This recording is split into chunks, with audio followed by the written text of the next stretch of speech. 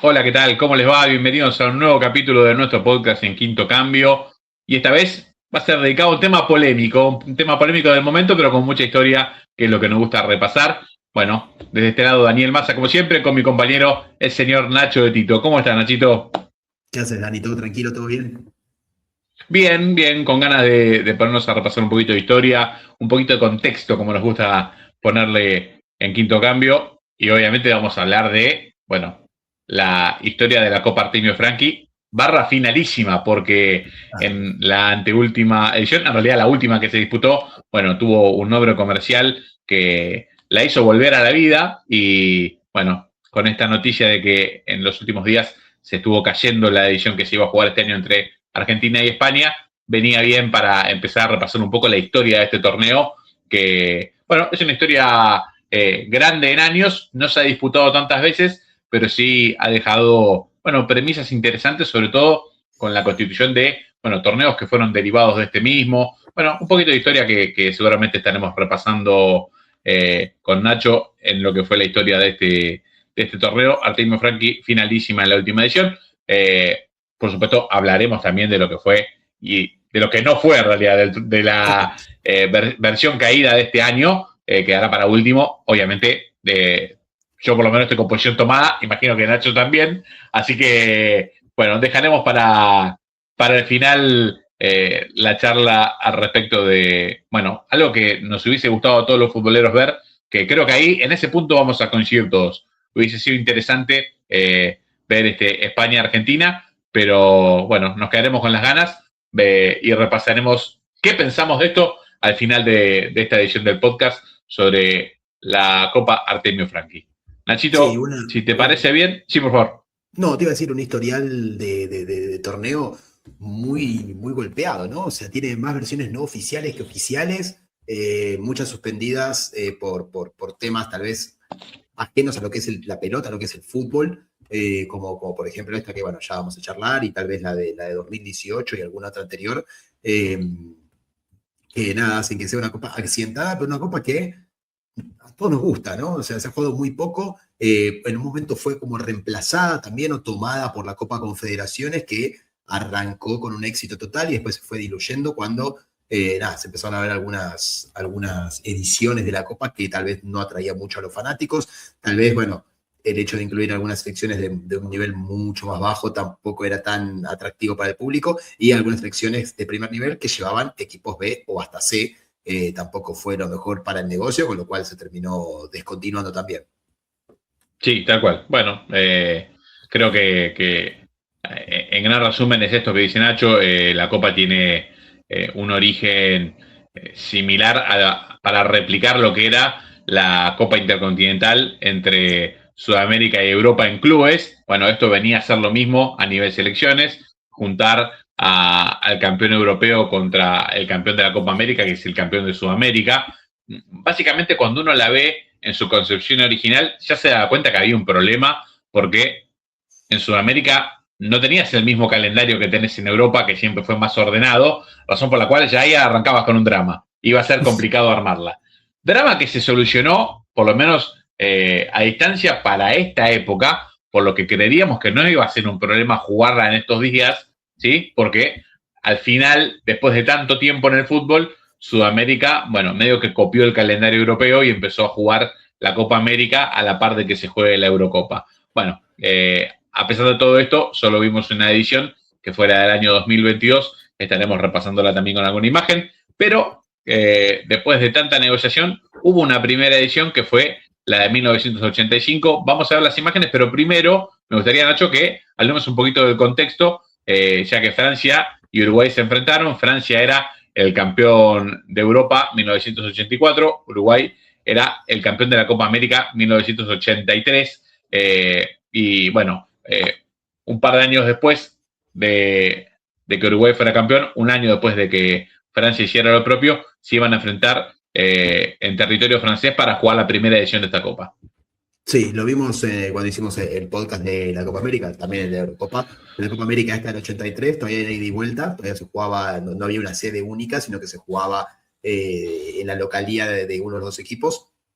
Es una de las que Uruguay le gana a Brasil, un Uruguay que seguía impactando al mundo cada vez que le tocaba jugar con Brasil, una especie de paternidad en esa época muy marcada. Y nada, y una Francia con Michel Platini como figura indiscutida, lo que hasta ahí era el único logro importante de Francia, ¿no? Recordemos, ahora obviamente es una selección con 2 mundiales, con otra final, pero hasta ese momento no lo era, y es más, justo después de esta Copa, de esta Eurocopa que gana y del Artemio Franchi que va a disputar con Uruguay, se le vienen 2 golpes durísimos como son el Mundial 90 y el Mundial 94.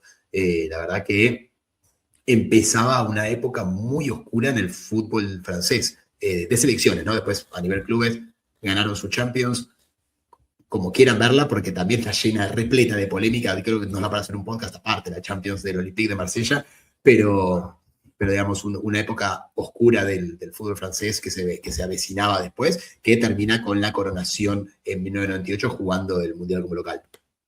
Sí, pienso que hay un cierto paralelismo entre los dos países que disputan esta copa, porque Francia atraviesa su periodo de gloria, que es básicamente mientras Platini jugó 78-86, y en el medio lo que pudo quedar como títulos de manera definitiva, la Euro del 84, la Copa Artemio Franchi, y un par de veces que le pegó en el palo de, bueno, consagrarse a nivel mundial. Digo, Francia tranquilamente podría haber jugado alguna de las dos finales, o las dos, tanto la del 82 como la del 86, estuvo verdaderamente cerca de jugar la final del mundo. Con Platini, que era probablemente el mejor jugador del mundo en alguno de esos momentos. Sí. Alternando con los que estaban en ese momento, nada más y nada menos que jugadores como Maradona, por ejemplo. En algún momento Platini era favorito de la prensa, del público especializado, por sobre Maradona en estas épocas, comparando bueno, equipos, épocas y compartiendo liga. A pesar de eso, Platini tenía un lugar de preferencia, y no casualmente en ese mismo año, 1985, la Juventus ganaba la primera Copa de Campeones de Europa, bueno, de la mano de este que es uno de los mejores número 10 de la historia del equipo bianconero. Del lado de Uruguay, si bien ya no era una época de gloria, de hecho estaba bastante alejada la época de gloria, es, Nacho, podríamos decir, la última época competitiva, por lo menos a nivel continental. Uruguay ganaba todavía Copas América, se había quedado con el Mundialito de 1980, que a algunos le baja el pulgar, pero bueno, quizás no había grandes equipos o no tenían el equipo completo de los europeos que venían. Sin embargo, bueno, en Sudamérica sí estaba Argentina completa, sí estaba Brasil, los europeos que venían con el equipo, algunos completo, algunos mixtos, pero sin embargo Uruguay logró quedarse con un mundial que fue un torneo que ahora no es reconocido por FIFA, un torneo por el 50 aniversario de la Copa de 1930, jugada en el Centenario, mismo lugar donde se jugó la primera final del mundo, y un Uruguay que ya no clasificaba a los mundiales, se termina quedando con ese torneo, porque creo que ahí está la clave. Claro. Era un Uruguay que, bueno, le costaba muchísimo, y de hecho no entró ni al 78 y no entró al 82. Sí, y aún así se llevó ese mundialito contra todos los otros campeones del mundo, excepto Holanda, que bueno, fue invitada para conseguir los cupos necesarios, pero bueno, una Holanda que justo en esa época estaba en uno de sus momentos, sus mejores momentos futbolísticos de su historia, ¿no? Con el equipo famoso de Rinus Michel, pero un Uruguay que sí, ganaría esta Copa América en el 80, muy parecido que de Francia, ¿no? Como dijiste vos, ganó el 83, ganó el 87 en Argentina, y después del 87 hasta el día de hoy solo ha ganado 2 Copas América, una la ya mencionada con el gol de Bengochea como local, y la otra en Argentina, ya en este milenio. Una copa que a Argentina decepcionó por completo, quedando fuera justamente frente a Uruguay, y una Brasil que no estuvo a la altura de la circunstancia. Sí, pero sí, se le viene de pocaso. No, iba a decir, y con el reencuentro de, bueno, la mejor generación uruguaya de, digamos, 40 años, porque fue un lapso corto de, bueno, un periodo de 8 años entre 2010 y 2018, por ponerle un marco, donde Uruguay tuvo, bueno, un par de figuras de esas que te nacen una vez cada tanto en el fútbol, y que encima tener la suerte de que te coincidan, digo, un Suárez, un Forlán, un Cavani. Bueno, no te salen todos los días. No, lógico. Pero bueno, tanto Francia como Uruguay tienen buenos años por los 80, y en los 90 empieza a ser una excepción atrás de la otra. Uruguay clasifica al Mundial 90, pasa de ronda por la ventana gracias a un cabezazo certero de Fonseca, pero después contra Italia, si bien aguantó con la garra Rúa, Italia lo pasó por arriba en el 94 y en el 98 no clasificó. Nada, muy, muy complicado lo de Uruguay por esas épocas. Pero bueno, en ese momento era una final atractiva, con una Francia que prometía en el 86 hacer un gran mundial y que Uruguay también en el 86 termina siendo eliminada justamente por la campeona argentina. Tal cual. Bueno, si querés, Nacho, repasamos imágenes de lo que fue esa final jugada en el Parque de los Príncipes en 1985. Escuchamos el relato francés hasta que la palabra técnica aparezca y ahí se va el relato y nos quedamos con nuestra voz en off. Partido que, bueno, no tiene un marco repleto de gente. Vemos ahí un estadio bastante desocupado y, bueno, el gol francés a los 5 minutos, Dominique Rocheteau, voy a decir, hasta que me corrija algún profesor de una de las lenguas más románticas del mundo, ponía en ventaja. Sí. Ponía en ventaja al equipo francés, un equipo francés que básicamente era el mismo de la Euro del 84, ¿no? Vemos las mismas figuras, Girés, Luis Fernández, Platini, bueno, Touré y varias de las figuras, incluyendo el arquero Joel Batz. Del lado uruguayo, vemos nombres que eran conocidos en el marco sudamericano, algunos con un gran paso por Argentina, y la figura prometedora de aquel equipo era Enzo Francescoli, que en aquel momento, bueno, jugaba en River y que después terminaría jugando también en el fútbol francés, haciendo, bueno, una parte importante de su carrera, y de hecho lo ha declarado muchas veces, es el ídolo de Zinedine Zidane, ¿no? Para poner, por ejemplo, el marco de lo que significó también para el fútbol francés el príncipe Francescoli, que siempre lo decimos y siempre lo recordamos, jugó lo mejor de su vida con la camiseta de River. Me parece que ni en la selección ni en Europa alcanzó el nivel que se le vio en Argentina con la camiseta de River, donde, bueno, fue en algún momento el máximo ídolo en los años 90, sobre todo después de su vuelta.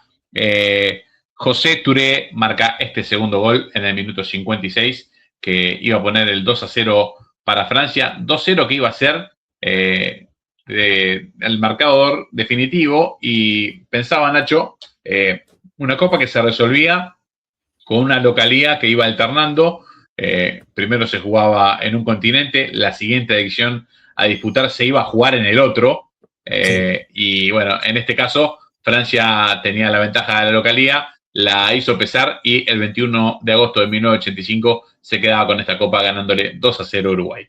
Sí, mencionabas muy bien lo de Francescoli. A Francescoli le pasó, Francescoli y otros uruguayos que jugaban en el exterior en los 90, les pasó lo que le pasaba en un principio a los Messi, a los Di María, a los Agüero, a los Higuaín, a los Tevez, que no eran profetas en su tierra, ¿no? Que la selección no les iba bien, que la gente no los aprobaba tampoco, porque no es que Francescoli venía a la selección, la rompía, y bueno, simplemente como no tenía compañeros, el equipo no clasificaba al Mundial, ¿no? O sea, venían y no estaban a la altura. Como bien dijiste vos, Dani, lo mejor de él se vio en River, no se vio ni en la selección ni en Europa, y le costaba mucho a los famosos europeos, a los que venían de Europa para jugar en la selección, de pasarla muy mal en Uruguay, como le pasó a esta generación de jugadores argentinos de que mencionamos recién, durante todo lo que fue la década del 2010. Que bueno, obviamente los que se quedaron hasta Qatar y hasta la Copa América anterior pudieron revertir la historia, pero todos los que se fueron retirando en el camino, como pueden ser los Tevez, los Mascherano, los Chiquito Romero, Marco Rojo, todo eso, quedaron en el camino y quedaron con la espina de en Europa fueron grandes y les fue bien y ganaron todos los campeonatos que se puedan ganar, y en la selección no ganaron nada. Tal cual. Para mí se puede hacer un paralelismo muy interesante ahí. Sí, tal cual. Recuerdo la polémica de los famosos repatriados, como le decían, claro, en Uruguay, en la previa de lo que sería la clasificatoria al Mundial de Estados Unidos 94. Sí. De hecho, un Maradona, en uno de sus retiros momentáneos, en esa época donde se jugaba la eliminatoria, en vez de ver a Argentina en un partido, viaja a Uruguay para ver al seleccionado, para bancar a bueno, muchos amigos que tenían el seleccionado uruguayo, hablando bien, de decir, bueno, che, apoyen a estos a estos jugadores que vienen de Europa, dan la cara y qué sé yo, bien, declaraciones bien maradonianas, pero hablando un poco de la polémica que despertaban este tipo de cosas y el fastidio que genera en la gente, en el hincha, que desde este lado del continente ve a alguien rompiéndola con la camiseta de su club y dice, che, ¿y por qué cuando venís acá no jugás así? Claro. Y, a ver, si bien queriendo ser entendidos, no es algo, en el fútbol no hay matemática, no hay 2 más 2 y 4 en todos lados, hay jugadores que se adaptan más fácil a un sistema táctico y eso hace que rindan más fácilmente en cualquier lugar donde vos lo pongas, y hay otros que precisan un contexto más favorable. Yo siempre doy el mismo ejemplo de 2 de mis jugadores preferidos en la historia, que son Del Piero y Totti. Nadie va a dudar de lo crack que fueron. De hecho, lo que necesitaría hoy Italia, un cuarto de Totti y un cuarto de Del Piero. Sin embargo, y me peleo a muerte con cualquiera, ninguno de los dos jamás jugó en la selección al mismo nivel que jugaban en sus clubes. Pero ni cerca, se lo discuto a muerte al que quiera, no tengo ningún problema. Es por eso. Del Piero es uno de mis jugadores favoritos también de la historia del fútbol, y Del Piero era muy criticado, inclusive cuando Italia fue campeón en el 2006 y le hace el gol a Alemania, era muy criticado y era suplente. Claro. Estaba en una etapa en la que la selección no rendía y era la figura ídolo de una Juventus encima recontra ganadora con un nivel excelso que pierde finales de Champions, pero la selección no se encontraba. Tal cual. Iba a decir, creo que es por eso que de tener los 3 mejores 10 probablemente de la historia, junto con, bueno, algunos otros que Rivera, Gigi Riva, tiene Italia muchos, pero quiero decir, coinciden históricamente 3 casi en un mismo tiempo, que son Baggio, Totti y Del Piero, o Baggio, Del Piero y Totti, para ponerlo cronológicamente como fue, ¿sí? La diferencia sustancial es que Baggio, en la selección, jugaba por encima de lo que jugaban sus clubes. Claro. Es como decir Claudio Polcanilla en la selección argentina. Bueno, y esos tipos logran una conexión con la gente porque cuando te pones la camiseta de la selección y jugás bien, la gente es la imagen que conserva. Después sí, en tu club, si querés, no, haz lo que quieras, pero a mí lo que importa es que cuando te pones esta, bueno, terminas rindiendo. Es de jugador crack jugar bien con la camiseta de la selección. Es una de las cosas que termina destacando muy por encima a los buenos de selección y a los buenos de clubes, sobre todo en esa época. Hoy hay eventos como la Champions, ¿sí? Que fue adquiriendo una importancia que en otro momento no tenía, que igualó un poco esta marca, ¿no? Hoy levantar la Champions, hay jugadores europeos que prefieren levantarla por sobre la Copa del Mundo. Si hablábamos de esto hace 20 años. En el contexto que saben que es su única opción de ser campeones de algo, porque saben que su selección no tiene chance. Por ejemplo, siempre yo pongo el ejemplo de un Jari Litmanen que jugaba en el Ajax y sabía que en Finlandia era imposible jugar un mundial, o el caso de hoy de Haaland y Odegaard, que si bien Noruega está clasificada al mundial, yo no creo, tal vez en 6 meses me sacan en todos lados diciendo esto, yo no creo que tenga chance de ser campeón, ni ahora ni el próximo mundial. Entonces para ellos tal vez la Champions es lo máximo a lo que pueden aspirar, a salir campeón. Sí. De importancia. Sí, tal cual. Y a ver, 100% de acuerdo, y además es cierto que hoy una final de Champions, ¿sí? Es comparable como evento, digo, no que para mí significa lo mismo, pero como evento es comparable a, bueno, lo que es el Super Bowl o lo que es una final del mundo de clubes en un mundial, perdón, en una mundial de naciones. Tiene que ver, uno lo ve y es por lo menos comparable. No digo que sea igual, no digo que sea lo mismo, no digo que sea más importante, por lo menos para mí, para nada, pero sí tiene un nivel de importancia como algo único, como algo distintivo en la carrera de un jugador y que te das cuenta de que no es algo fácil de lograr. En otra época parecía más al alcance y tiene una lógica. A ver, cuando hemos repasado alguna historia de Champions, si vos veías que eras el campeón de un país, ya con eso jugabas la Champions, con un sorteo favorable, por ahí pasabas 2 o 3 rondas en la vieja Copa de Campeones y te encontrabas jugando, qué sé yo, cuartos de final, semifinales, ves a cada equipo que decís, esto hoy no pasaría, pero bajo ninguna circunstancia. Bueno, es quizás la diferencia más certera entre una y otra,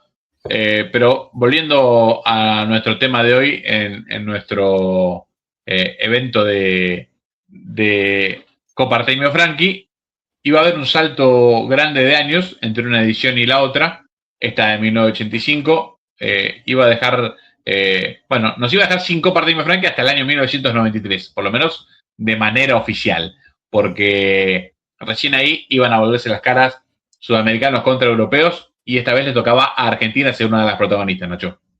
Sí, exactamente. Tocaron justamente contra una de las historias más locas que tiene la Eurocopa. Creo que después de la de Grecia es una de las más inesperadas. Más que no solamente por el nombre del campeón, sino también por cómo entra a la competición, que es Dinamarca, que Dinamarca entra a la Eurocopa del 92 por la guerra de Yugoslavia, porque había salido segundo en el grupo de Yugoslavia, con lo cual estaba quedando afuera y termina clasificando porque Yugoslavia no puede participar. Y de entrar por la ventana a ser campeones con una copa que termina junto con lo que fue Argentina en el 90, cambiando las reglas del deporte directamente. Y no es una forma de decir, no estamos exagerando, entre Argentina en 90 y Dinamarca en 92, que justamente se enfrentaron a la Copa Artemio Franchi en 93, hicieron cambiar las reglas del deporte. Quien quiera ver algún partido completo de Dinamarca de la Euro del 92, primero, café grande, café de litro, porque era bastante aburrido para el que le guste el espectáculo, ¿no? Entonces, tácticamente es otra cosa, pero para el que le guste el espectáculo, muy aburrido. Argentina en el 90, creo que fue Ruggeri quien contó que la jugada era, sacaba a Goico, bueno, Goico, otro de los que cuando jugaba en la selección tenía un nivel excelso y después en los clubes no le fue tan bien. No le fue también al nivel de la selección. Se iban todos a mitad de cancha y de repente uno corría cerca del Goico, el Goico se la daba y se la devolvían al Goico para que tarde en llegar el delantero para hacer tiempo. Porque se la podía pasar al arquero con el pie y el arquero la podía agarrar con la mano. Eso se canceló, Dinamarca también lo usaba, había tiros libres desde mitad de cancha o tres cuartos de cancha que le pegaban de vuelta para Schmeichel en el arco, que esperaba que llegue un delantero alemán para agarrar la pelota. Cambiaron las reglas, básicamente por justamente los dos que se enfrentaron en esta finalísima Copa Artemio Franchi todavía en el año 93. Pero bueno, que terminó siendo el primer título de Argentina en esta Copa. Y lo que encadenaba también, lo que encadenaba también, dos Copas América consecutivas, un invicto de partidos que, terminó de forma estrepitosa un poco tiempo después contra la selección colombiana, que casi le cuesta el pase al Mundial a la Argentina, pero una racha de partidos terrible y, una Copa Artemio Franchi que ya se disputaba en terreno sudamericano. Sí, si querés vamos viendo imágenes, Nachito, y pensaba, ciclo exitoso el de Basile, con la particularidad de que este día volvía Maradona, ¿no? Maradona vestía de vuelta la camiseta de Argentina y fue su último título en su carrera. El último título de Diego es esta Copa Artemio Franchi que iba a terminar levantando en el Minela de Mar del Plata. Arrancaba abriendo el marcador para Dinamarca. Néstor Otto Cravioto con vale decirlo, un golazo en contra, porque quiere despejar y la pone en un ángulo realmente nada para hacer por el lado de Goico. Cravioto lo dejaba, completamente parado al arquero argentino. Hay delanteros que les encantaría poder cabecear así. Sin dudas. Eso era sobre los 12 minutos del primer tiempo y en la misma etapa, a la media hora de juego, después de la habilitación del Cholo Simeone, Gabriel Batistuta que hace una especie de remate-pase porque no termina siendo ninguna de las dos cosas y Claudio Polcanilla empuja sobre la línea para poner el 1-1 que, iba a terminar siendo definitivo porque el partido iba a tener, cuestiones dramáticas y iba a terminar definiéndose por los penales, Nachito. Sí, 34.000 espectadores esta tarde en el Minera de Mar del Plata. Ahí lo vemos, al Bati y Caniggia que llega para empujarla. Y una Dinamarca que había ido con todo, ¿no? Estaba Brian Laudrup, estaba, Peter Schmeichel, obviamente lo vemos ahí en pantalla, que no llega a tocar la de Bati.